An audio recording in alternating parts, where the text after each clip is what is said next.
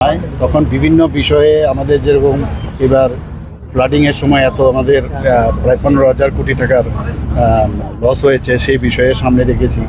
আমাদের এখানে ডিএ দেওয়ার বিষয়ে আমরা কেন দিতে পারি, 14 যখন ফাইন্যান্স কমিশনের সময় আমাদের ডিপ্রাইভ করা হয়েছে, সেই বিষয়গুলো এনেছি। ইনফ্রাস্ট্রাকচার ডেভেলপমেন্টের জন্য আমরা ওনাদের কাছে রেখেছি। বিভিন্ন বিষয়ে বিভিন্ন যেসব হেডলাইন্স আছে তার উপর ভিত্তি করে আমরা কথা বলেছি। তো আমরা আমাদের কথাগুলো ওনাদের সামনে রেখেছি। ওনারাও স্বীকার করেছেন যে ত্রিপুরাতে যেভাবে ফিনান্সকে একটা ডিসিপ্লিন ফিনান্স কন্ডিশনে রেখেছে, ওনারা অ্যাপ্রিসিয়েট করেছেন আমাদেরকে। মানে এরকম না যে অনেক সময় যা খুশি তাই করলাম, তাহলে ব্যাংকক্রাফটিতেও তো চলে আসতে পারি। ওনারাই এই কারণে কিন্তু এসছে। এবং আমাদের এখানে দেখুন প্রায় 73% আমাদের এখানে ফরেস্ট, রিজার্ভ ফরেস্ট। তো এর জন্য এখানে কিন্তু প্লেন ল্যান্ড কিন্তু কম।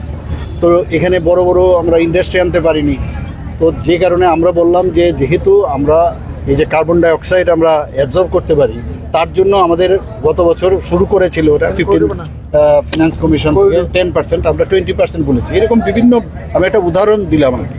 তো বিভিন্ন বিষয় আমরা রেখেছি যে তার উপর ভিত্তি করে আমাদের কে যেন আরও বেশি, ওনারা তো অ্যাকচুয়ালি এটা একটা রিকমেন্ডেশন কমিটি, এটা অ্যাডভাইজারি কমিটি, তারা অ্যাডভাইস দেবে, they are satisfied with our performance. রাজনৈতিক দলগুলি এডিসি কে ডাইরেক্ট ফান্ডিং এর কথা বলেছে, এই ক্ষেত্রে ওরা ওদের কথা বলেছে। সরকারের কি প্রস্তাব? না, আমরা আমাদের মতো করে যা রেখেছি।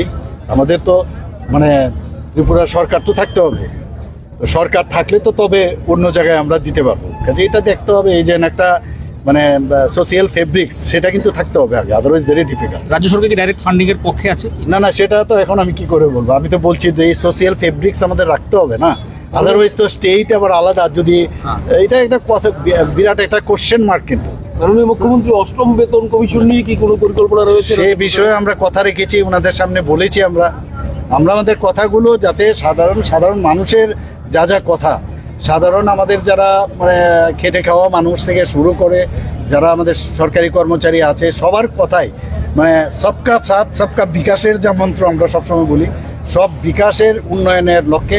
এবং মাননীয় প্রধানমন্ত্রীজি যেটা চাইছেন, বিকশিত ভারত, আর আমরা বিকশিত ত্রিপুরা 2047-এ, তার উপর ভিত্তি করে, ডেভেলপমেন্টের উপর ভিত্তি করে আর্থসামাজিক উন্নয়নের বিষয়ে ওনাদের কাছে রেখেছি।